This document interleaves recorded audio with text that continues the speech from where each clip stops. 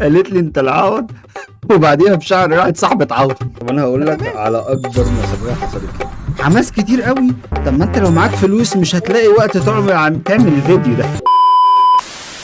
الو، معاك بشوي من شركة الاتصالات. المكالمات الوحشة. هو انت سمعتني امبارح بالليل ولا ايه؟ انت هتهزر يا ابني؟ معلش انا اسف. طب ايه اللي حصل؟ عامل ايه؟ في غرامة مالية يقدر ثمنها 500,000 جنيه مصري. ايه؟ وانا اجيب المبلغ ده منين يا باشا؟ مالكش دعوة. مطلوب منك اسم امك، شهادة ميلادك، ورقمك القومي، واي حاجة تيجي في وشك هاتها. يا باشا انا اصلا تحت السن. طيب، بسم الله الرحمن الرحيم. وبه نستعين.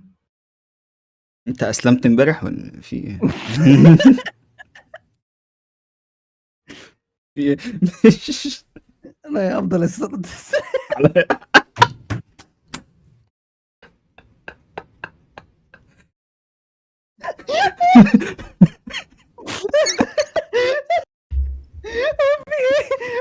هو في ايه؟ هو في ايه؟ اسم الصليب. باسم الصليب. ايوه ارجع تاني كده، ايوه ارجع تاني. في ايه بس نهدى ايه ده ايه ده؟ نهدى. طيب، إيه. حلقة النصب هبة حلقة النصب جامدة. اهلا بيكم في حلقة جديدة من قهوة بلدي. الحلقة النهاردة زي ما انتوا هتشوفوا في الاول او هتشوفوا بره في الثمنيل، فن النصب. طيب، احنا هنتكلم عن النصب، وهي فعلا اكتر حاجة بالنسبة لي شخصيا، يعني هي اكتر حاجة زبالة ممكن تجيب بيها فلوس. لان انت بتستغل طيبة ناس، او بتستغل يعني عيب في ناس، اللي هو الطمع، عشان تقدر تنصب عليه. ودي حاجة مش كويسة. وفي النصب بس على فكرة مش موضوع ان انت تاخد من حد فلوس او تاخد من حد حاجة انت عايزها، بس اللي هو ممكن تكون انت قاعد انت وحد صاحبك ويغلط فيك ويحاول يقنعك ان هو صح، او يقنعك اللي هو ما كانش قصده وانت تصدق. ده برضه في حد ذاته نصب. على العموم يعني احنا هنتكلم عن كل حاجة بالتفصيل، وهنتكلم عن طرق النصب المشهورة الايام دي، بالذات من شركات التليفون والجو ده كله. هنتكلم عليها في الحلقة. اتمنى تعجبكم يعني. طيب، انت عامل ايه يا بيشو؟ زي الفل يا ريس. حبيبي. انت ايه الاخبار؟ ايه بمناسبة ماشي، أنا الحمد لله تمام. بس ماشي يلا. آه، بمناسبة النصب كده، في سؤال عندي انا حضرته لك كده من اول الحلقة خالص. في الاول كده ماشي. ايه اسرع مرة اتنصب عليك، او اسرع حاجة، آم، يعني كلمة كده او جملة كده اتنصب بيها عليك. اسرع حاجة. اه ايوه، اي اسرع مرة اتنصب عليك فيها. بس بسيطة اهو السؤال يعني. ممكن انا اللي مش عارف اشرحه. قالت لي انت العوض. قلت لك انت العوض. قالت لي انت العوض، وبعديها بشهر راحت صاحبة عوض.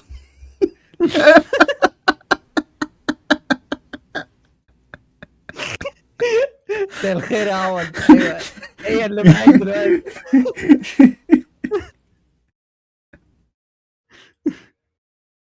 قلت لك انت لا عوض يا لا نهار ازرق.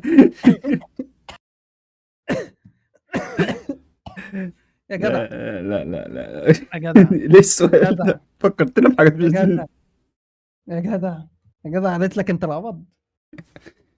طيب، خلينا ناخد بص انا هحكي لك موقف بمناسبة مم. النصب يعني. وده حصل لي هنا في امريكا، مش في مصر. مم. تمام. انا حرفيا في مرة كنت ماشي في الشارع، وحد وقفني، هو ومراته وعياله، في العربية، راكبين العربية. مم. تمام. وقعد مش عارف يستحلفني ومش عارف ايه. وده كنت اول لما جيت كمان. يقول لي مم. مش عارف ايه، انا مسافر وعايز فلوس كاش عشان اعرف اجيب بنزين والجو ده كله. وراكب عربية مش رخيصة يعني. تمام. فاللي هو ايه، ويقول لي بص اديني اي فلوس كاش اجيب بيها بنزين، وانت خد الخاتم ده. تمام، ايه ده؟ خاتم ذهب، خاتم ذهب، اللي هو مم. خد انت خاتم الذهب ده.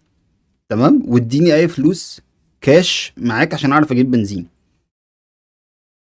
من هنا لهنا لهنا لهنا. اخدت رحت الذهب. انا اديته الفلوس. اديته مم. بالظبط $150. تمام، اديته $150 واخدت خاتم ده. سلام. اه، استنى بقى. خدت خاتم الدهب، وطبعا طلع ايه؟ فلس. فالص. نصب مم. عليا فيه.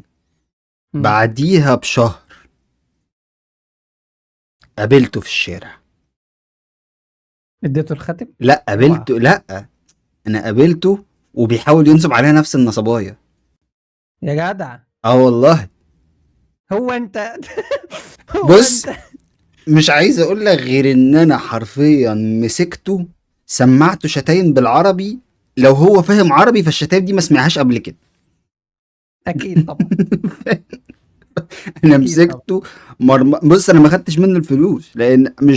مش حرام. انا عايز بس افش غل فيه، عارف انت اللي هو تعب الدنيا كله هيطلع فيك النهارده. تمام. ده الخاتم طلع فالص يالا. لا، مش انا رحت الصاغه، اتقال لي ان جالنا ناس كتير كده، اه. يا فهو عيني يا شغال ابني. على المنطقه، فاهم. يا عيني يا ابني. يا فانا عيني. عرفت ان انا مش المغفل الوحيد. في المنطقة، ايوه. مش انا لوحدي، ايوه. كروديا. طيب، انت بالنسبه لك النصب يعني بيمثلك ايه في حياتك؟ يعني حصل لك ايه قبل كده؟ حصل لي ايه قبل كده؟ في شخص، بس ده غباء، يعني هو ده غباء منه قوي. اه. تمام. هو في نفس الوقت هو ذكي وغبي الاتنين. طب يا حلو. اما هو اطرش حاجة من التلاتة. دي بدايه تمام. حلوه. ماشي. ابقى منه علشان ايه؟ الشخص جالي قال لي انا من الرقابة لتفتيش الاموال او حاجة زي كده. تمام. امم ماشي. ده في التليفون ولا قابلته في مكان في في التليفون؟ التليفون. اه، لا ماشي. لا لا، في التليفون. تليفون امم وكان عادي اتصال بتاع ده فودافون عادي. وقال لي انت ما بتسحبش ليه الفلوس اللي في فودافون كاش باك؟ ماشي. تمام. يا انت واد ليه ما يا حرج، بتسحبهاش؟ بس ماشي. اه. تمام، انت ليه ما بتسحبهاش؟ تمام. انت عليها، انت موجود دلوقتي في الحساب عندك مش عارف 1000 وشوية، 1800 وشوية او حاجة زي كده. تمام. قلت له تمام ماشي، انا المفروض اسحبها ازاي او الكلام دوت. مشيت معاه للاخر. قال لي ده انت المفروض تدخل على فودافون عندك مش عارف تعمل الكود دوت. انا المشكله جالي في الوقت دوت تم ايداع او طلب ايداع بمبلغ كذا، اللي هو المبلغ اللي هو فعلا قاله. تمام، تمام. ماشي. بس انا ما عملتش الكود اللي هو يعمل الايداع فعلا، وده احمد ربنا عليها. تمام. اه، تمام. عملت نفسي ان انا عبيط. ماشي. ومش عارف وعرفني ازاي وادخل على الابليكيشن. طب استنى عشان النت مش بيحمل وانا مش سامعك كويس. فطلعت بره المكان وبتاع وقعدت بره. ماشي. بتكلم معاه وايه، وبقول له بقول له لا تمام علمني وازاي وادخل من هنا. امم فمن هنا لهنا قام دخلني على ايه؟ فودافون كاش، على ابلكيشن فودافون كاش. بعد كده قام بقول له الرصيد بتاعي كذا، طب اعمل طلب سحب. اعمل طلب سحب مش طلب بتاع. تمام. فطب قبل ما كده انت عندك انستا باي او مش عارف ايه؟ قلت له اه انا عندي انستا باي. ماشي. تمام. ماشي. فالمهم، طب الحساب عندك كام؟ قلت له 50. تمام. تمام. وانت طبعا مفيش 50 انا جنيه قلت اصلا. 50. انا قلت له 50. تمام. فهي 50 اكيد مش 50,000 جنيه. 50 جنيه، تمام. ماشي. اه كده. 50 جنيه. تمام. فهو الغبي بقى. تمام. قام عمل ايه؟ قال لي طب خلاص ادخل على الانستا باي واكتب الرقم اللي انا هقوله لك دوت في الايه، في التحويل بتاع الفودافون بتاعك انت، مم. اللي هو كام الرقم؟ 48,000 جنيه. اللي هو هيسيب لك حبة يعني. اه 48 عشان احوله للفودافون بتاعي. قلت له طب تمام ماشي، انا بكتب اهوت 48 ماشي، انت بتقول 48000. تمام ماشي، كتبتهم اهو، كتبت الباسورد بتاعي وكل حاجه، بس بيقول لي العمليه مرفوضه. تمام. امم قال لي ازاي يا فندم، مش انت بتقول معاك 50,000 جنيه؟ قلت له يا ابني انا مش معايا غير 50 جنيه يا ابني في انستا. تمام ازاي؟ يا ابني احنا من كحة تراب يا ابني. طب هو انت كمان والمشاهدين بتقولوا لي فلوس اليوتيوب مش ناقص؟ مش مش انا مش انا والله. هي دي اكبر نصبايا ناس كتير فاهمها. اي حد بيطلع على اليوتيوب يبقى غني، مفيش الكلام ده. لا مفيش مفيش. والله، احنا بنكح والله تراب هنا لسه. ده عيب. فالمهم، فانا قلت له خلاص يا باشا، وقفل السكه. قال لك خلاص يا فندم شكرا، وقفل السكه. ببص على التليكولر لقيته مش عارف حاجه كده الحرامي. هو متسجل التوكل صدقني. حرام. هو متسجل بكذا اسم ليه كده، من كذا ناس فاهمني، من كذا شخص. الترو احسن حاجه فيه اللي هو بيسجل الاسم على اساس الناس اللي بتسجلك ازاي، فاهمني. اه فهو بيظهر اللي الناس مسجلينه كان ازاي، مش فاهم. اللي هو بس بيسجل. طب انا هقول لك فتمام. على اكبر نصبايا حصلت لي. امم نصب عليا بالظبط في $2000. تمام. اه وده كان امم شغل اونلاين. ويا جماعة ده امم تعذير، اي شغل هتشتغلوه اونلاين خلي بالكم كويس جدا. انتوا بتشتغلوا مع مين، وتابع شركة ايه، او الشخص ده فين. لازم تبقوا متأكدين من الموضوع ده كويس، لان انا اتقرصت منه قرصة جامدة. تمام. آه مهم. انا كنت مقدم CV في كذا حاجة عن طريق ويب سايتس بتدور بينا على شغل اونلاين. امم تمام. قدمت و... وبعت لي ايميل من شركة كذا عايزين حد يشتغل ريموتلي من البيت. هيعمل كذا كذا داتا انتري والجو ده كله. تمام. تمام. بعت لي شيك. امم تمام. ما اتبعتليش شيك عن طريق الميل، لا انا اتبعت لي في جواب على البيت. تمام فاللي هو انت المفروض ماشي. مبعوت لك من جهة رسمية، فانت بيأكدوا لك الموضوع اكتر. اه مبعوت لي الشيك ده بكام؟ $2000. ماشي. تواصلت مع الشركة. اعمل ايه؟ هصور الشيك ده واحطه عندي في الحساب عشان اقدر اتعامل بالفلوس دي على الحاجات اللي هم عايزينها، عشان هم عايزين يشتروا حاجات وبتاع. انا صورت الشيك ده من هنا امم وحطيته عندي في الحساب.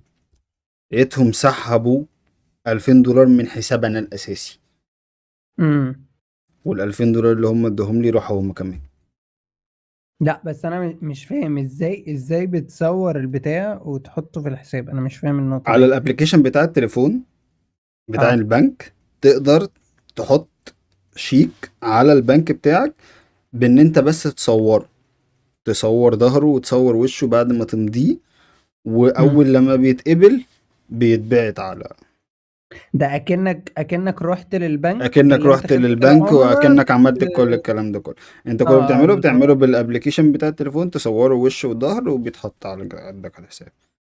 آه يعني للجهة الحكومية بعد اذنكم شوفوا الموضوع دوت اه يعني عشان المفروض عشان يعني بنقرب المسافات بس مش اكتر، يعني على اساس ان احنا اه معانا كل يوم شيك فاهمني. فاهمني بس يعني الموضوع. فاول ما صورته هو بقى عنده اكسس على الرقم اللي هو بعتهولي، امم فهو سحب $2000. سبحان الله.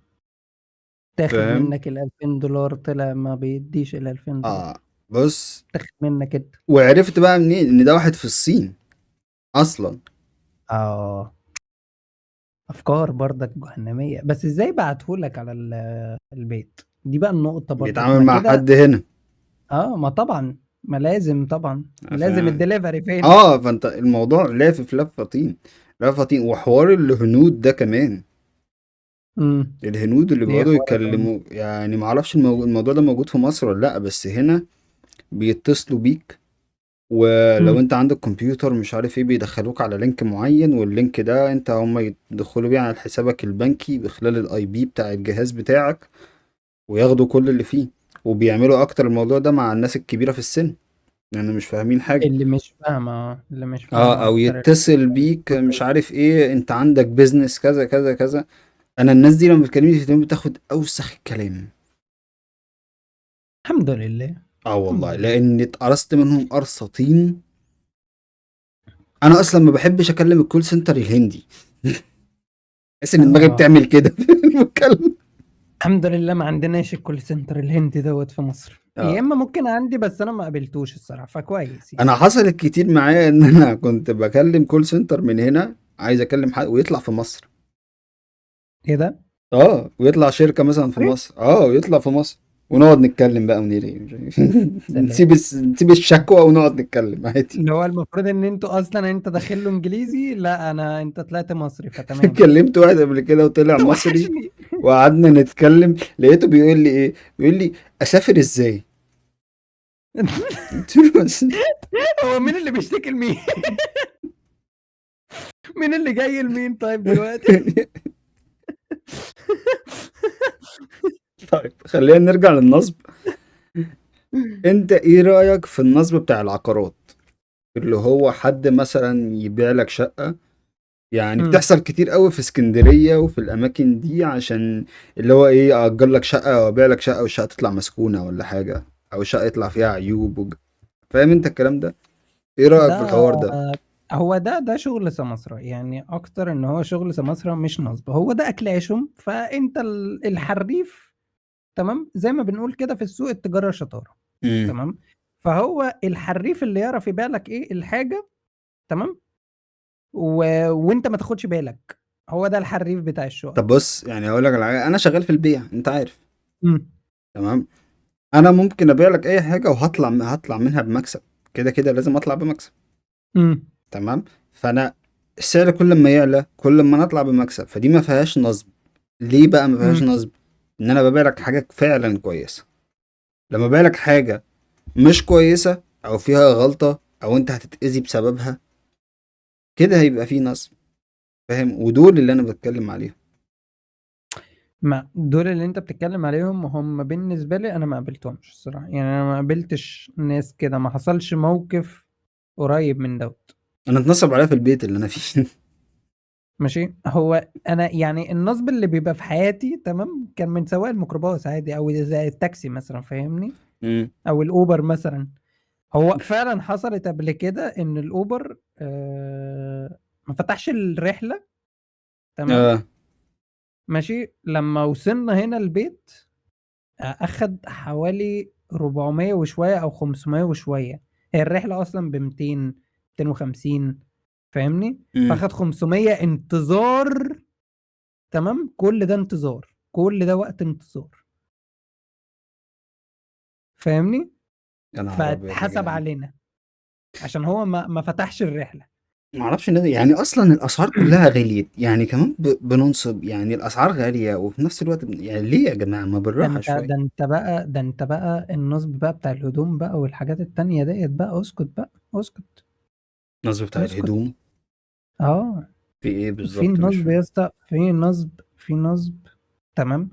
بيبيع لك الحاجه برضك، ده اللي انت لسه قايله على العقارات والكلام دوت، مم. ان هو الحاجه يقول لك دي الاصليه ومش عارف ايه وبتاع، وتمسكها وتبقى الدنيا تمام قدامه. قدامه الدنيا تبقى قدامه تمام.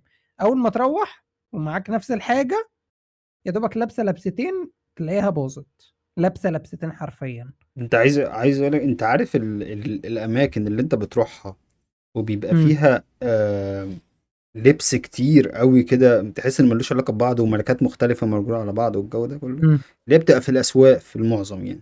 وبيبقى فيها محلات برضه بتعمل نفس الكلام. امم تمام. آه اللبس ده حرفيا بيجي في كونتينر من الصين بقى، او بيجي من امريكا، او ايا كان بيجي منين. اسمها بالة. البالة بقالة. بيجي، بتيجي البالة دي، او بتيجي الكونتينر ده بيجي حرفيا ده، يا اما اتلبس قبل كده، امم يا اما حرفيا محدش لبسه بس البراند نفسه رماه. ما بقى اكنه قديم او الاصدار القديم بتاعه. بالظبط. فانت مم. اللي بيجيلك ده شوف عدى على ايه او اتهربت قد ايه عشان يجيلك اصلا. لا بس عيب عليك، عيب عليك، انا بنزل بورسعيد من البالة ديت على طول، من الكونتينر على طول على السوق عندهم. بص اقول لك على والدنيا حاجه. بتبقى رخيصة بص بطريقة الدنيا بتبقى رخيصه حكاية. وفعلا انت لما تيجي تدور على الحاجات دي، وانا كمان كنت بشتري منهم لما كنت في مصر، انا كنت بشتري من الحاجات دي فما فيهاش مشكله بالنسبه لي. لما بس بتدور فيها بتلاقي فعلا حاجات كويسه 100%. جدا انا ما جدا. بنكرش ده. بس اللي هو ايه، لازم تبقى عارف انت رايح بتجيب من دور مين. ودور يعني ودور، انت في بتدور ناس فعلا حرفيا. بتهتم بالحاجات دي وبتهتم باللبس اللي جاي وبتعلقه وبتطبقه وبتظبط الدنيا، وفي ناس مم. بترمي كله وخش دور. مم. فلو انت انت عارف. وشطارتك. وفي الحالتين بيبقى رخيص عن السعر الاساسي لو رحت جبته من محل تاني. فاللي هو ايه، المحل بتاع الماركة نفسها او في الحالتين بيبقى رخيص. حاجة كبيرة. مم. في الحالتين بيبقى رخيص. طيب انت بقى عارف النصب التجاري في الاكل؟ النسبة التجاري في الاكل لا. يعني مثلا اقول لك على حاجه، تعالى مثلا نتكلم عن النصب في السمك مثلا. مم. تمام، السمك والفراخ والكلام ده، ما اعرفش الكلام ده لسه موجود ولا لا، بس في ناس فعلا الا من رحم ربي، يعني كل الناس الا من رحم ربي. مم. في ناس فعلا كانت بتحقن السمك ده وبتحقن الفراخ دي ميه عشان توزن.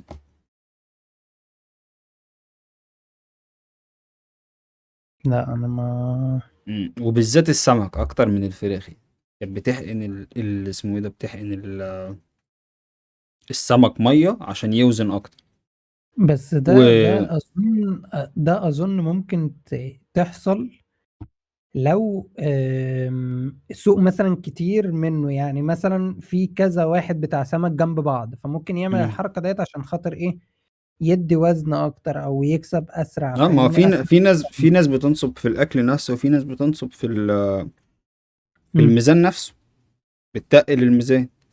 حوار الميزان ده انا اعرفه حوار يعني اعرف. الميزان ده موضوع من زمان اصلا، ما افتكرش انه بقى موجود دلوقتي، ما افتكرش بقى من زمان موجود دلوقتي. اه. يعني انا شفت كذا مرة حاجة تبع الهند برضك بحوار الميزان دوت. الهند ان هما الهند بيعملوا لقطة كده تمام، بتخلي الميزان نفسه تمام يبقى مش متوازن او متوازن، بس ايه الفرق في حتة كده امم مربوطة اسرع، فاهمني؟ اي مربوطة اكتر عليها. اي. يعني انت عندك مثلا الكابوريا. اقول لك معلومه جايه مش عارف انت تعرفها ولا لا. امم. الكابوريا نفسها لو رجليها مربوطه ببعض بتبقى اتقل على الميزان، لو رجليها مفكوكه بتبقى اخف. دي لا برضو انا دي برضو يعني انت الموضوع. لو رحت جبت كابوريا ولقيت الرجلين مربوطين قول له فكهم قبل ما تحطهم على الميزان. طب يعني انا مش عارف ليش معنى برضك الحوار ده. هي ما اعرفش سبحان الله، بس ما اعرفش فعلا، لو جربتها تلاقي تربطهم هتلاقي وزنها تقل، بتدي فلوس اكتر. في ناس كتير قوي كانت بتعمل الحوار ده، ما اعرفش الموضوع ده موجود دلوقتي ولا لا بصراحة. لما بتتربط بتبقى اتقل. يعني انت اتقل. مثلا يعني لو ربطت الرجلين كلهم ببعض حطيت على الميزان تتقل. هو مستحيل عشان الحبل، مستحيل.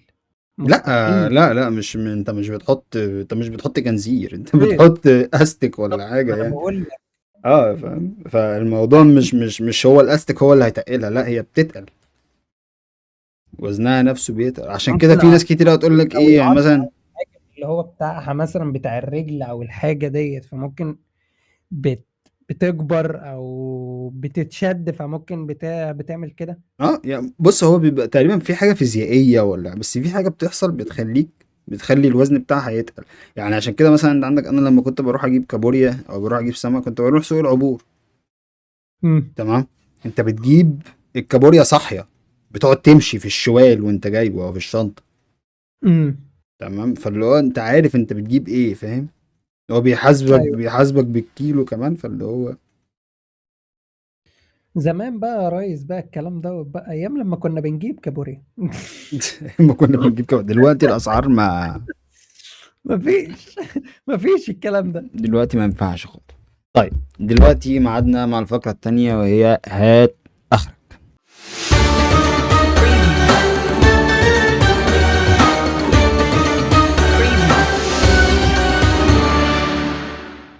ابدأ انت يا بيشو. عندك ايه؟ ماشي. ايه اغبى حاجة اشتريتها وانت مقتنع 100% انها لقطة؟ اغبى حاجه انا اشتريتها مهم. وانت مقتنع ان هي لقطة.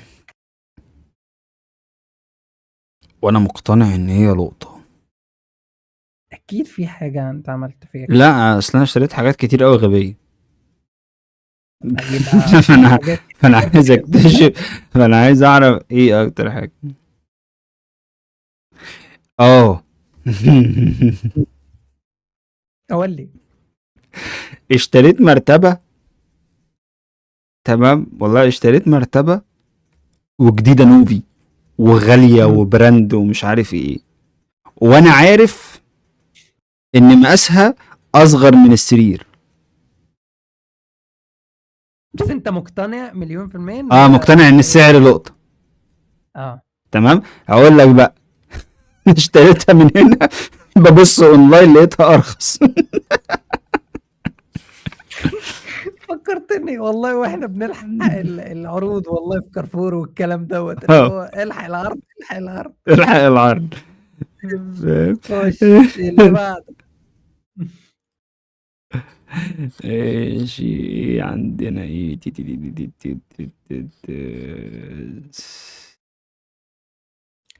طب ايه اسرع مرة اتنصب عليك فيها؟ اسرع مرة اتنصب عليا فيها؟ امم لا، ما ممكن لما البت تقول لي بحبك، دي في حد ذاتها نصبايا هو صباح احنا ساكت هو والله. احنا ليه كده؟ والله هو دي احنا اسهل نصبايا. تمام. البنات بيضحكوا بيها علينا. احنا ليه كده؟ احنا ليه حياتنا كده؟ والله يا صاحبي معلش يعني. ده ابوه. معلش. ماشي. حصل انك اتنصب عليك قدام واحد صاحبك او حاجة، بس كده عشان خاطر ما تتحركش قدامهم. يا كتير. ما شاء بس ما كانتش نصبايا يعني المرة الوحيدة اللي انا فاكرها. الله. ما كانتش نصبايا من المكان او من اللي انا بدفع فلوس فيه، بس امم نصبايا من صحابي. دول واطيين اوي للدرجة دي. اه ما انا ما اعرفهمش دلوقتي. ده بعدنا عن بعضينا بعد اه النصبايا. يعني عارف انت تروح مكان. إيه احنا مم. رايحين هنتغدى بره، فجأة تلاقي نفسك انت اللي دافع. انت فكرتني صح بالحوار دوت. اه انا الحركة دي تيم. استنى، انا افتكرت كنا قبل كده. تمام، بمناسبة الموضوع دوت. قبل كده رحنا في شارع المعادي اللي هو مشهور 9 ولا مش عارف كان، اللي جنب المترو على طول، شارع غالبا شارع 9. امم أو المهم، ففي الشارع دوت حرفيا الدنيا غالية فشخ هناك. تمام. الدنيا غالية جدا. فانت في ايه؟ لا تمام تمام كمل معاك. انت كويس. معاك. فالمهم ان في شارع 9 رحنا قعدنا هناك، طلبنا حاجة نشربها، وجاب لنا حتة كيكاية قد كده اهو، قد كده اهو حرفيا بالظبط قد كده اهو. تمام، اللي هي كده لكل واحد فينا. تخيل دفعنا كام؟ اوكي 2000 5000 لوحدي كل واحد كان دافع لوحده حوالي 200 جنيه. في الحتة دي. في الحتة ديت مع يعني، ده كمان من غير الشاي اللي احنا شربناه. اه انتوا رحتوا فين؟ والله ما عايز افتكر المكان، عشان انا لو افتكرت المكان اكيد اتقفل من غلاوه هناك. بس هو كده كده هيبقى غالي اصلا، كل الاوقات اصلا هتبقى غاليه دلوقتي ما شاء الله. هسألك سؤال وهو آخر سؤال وبعد كده هنخش على الفقرة التانية. اه. لو انت هتفتح مشروع نصب، او هتفتح كول سنتر نصب من اللي احنا عارفينهم دول، ايه. ماشي. هتنصب على ايه وازاي؟ هنصب على ايه وازاي؟ تنصب على هنصب مين على وازاي يعني؟ اقول لك على حاجه والله بجد ومش بهزر. العيال اللي هي ممكن تجيب برجليها من كلمة برضك زي الكلام اللي هو الحلو، اللي هو تعالى وهخلي لك مثلا 1000 2000 ومش عارف ايه في 10 دقايق والكلام دوت. الموضوع دوت على فكرة هيجيب والله، بس محتاج دعاية كتير، ومحتاج الأول إن أنت تصرف فيه عشان تلاقي بعد كده. ده حقيقي. اقول لك على حاجه، افتح افتح صفحه على السوشيال ميديا وقول تعالى اعلمك ازاي تعمل $5000 في اسبوع واحد. عارف انت الناس دي، وتديني وهات حماس كتير قوي، حماس كتير قوي. طب ما انت لو معاك فلوس مش هتلاقي وقت تعمل الفيديو ده. انت لو معاك أيوه فلوس مش أيوه هتلاقي وقت تعمل الفيديو ده. بالظبط. وهتلاقي أول كومنت أصلا في الآخر حرامي. والله يا اسطى، ده في لا في بلاوي، في بلاوي. طيب دلوقتي هنخش على الفقره الثانيه، فضفضه بلدي.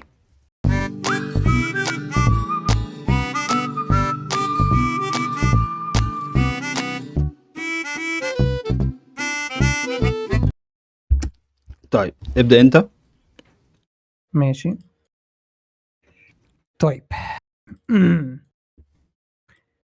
أما أحمد بيبعت لنا بيقول لنا قبل كده كان فتح لينك ماشي، مكتوب فيه شوف الفيديو دوت انت فيه. بعد كده أول ما فتح اللينك ودع الحساب بتاعه.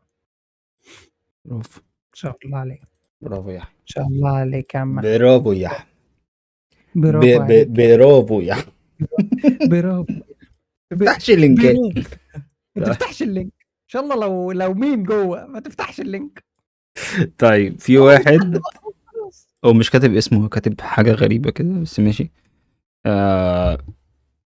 يقول لك في واحد بعت لي رسالة من رقم مش عندي، من رقم ما اعرفوش، بيقول لي انا ابن خالتك وبكلمك من تليفون واحد صاحبي عشان تليفوني اتسرق، محتاج 2000 جنيه. تمام، ابعتهم لي اسمه ايه ده، فودافون كاش على الرقم ده. تمام، فقال له طب لو انت ابن خالتي يقول لي اسم خالتي.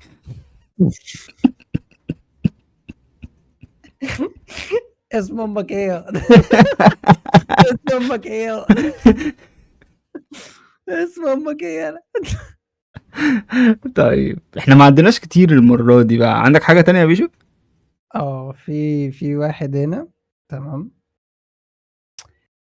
بس ده يوميات راجل بائس حرفيا، من ايام الكورونا الحوار دوت، اللي هو الشغل من البيت بال10,000 جنيه.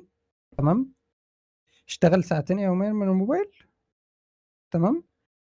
تبدأ تكلمهم، أول ما تبدأ تكلمهم مش عارف إيه، ادفع 300 جنيه اشترك الأول. اشتراك اشتراك، أنت اللي بتدفع المرتب بتاعك، سبحان الله. طيب احنا كده وصلنا لنهاية الحلقة دي طولت شوية بس بعد المونتاج هنظبط الدنيا يعني. تمام. متخليش حد ينصب عليك، تخش على لينكات ما تعرفهاش، تردش على حد ما تعرفوش، خليك في خد بالك يا حالك. أحمد. يعني عايز فلوس ادعي، ما تعملش. تمام. ارفع ايدك لربنا وقول يا رب يا ابعت لي رب، الفلوس. يا رب، عشان بيشوي تقريبا اسلم في الحلقة دي، ما اعرفش في حاجة غلط. بس تمام. اشوفكم في الحلقة الجاية من قهوة بلدي. سلام.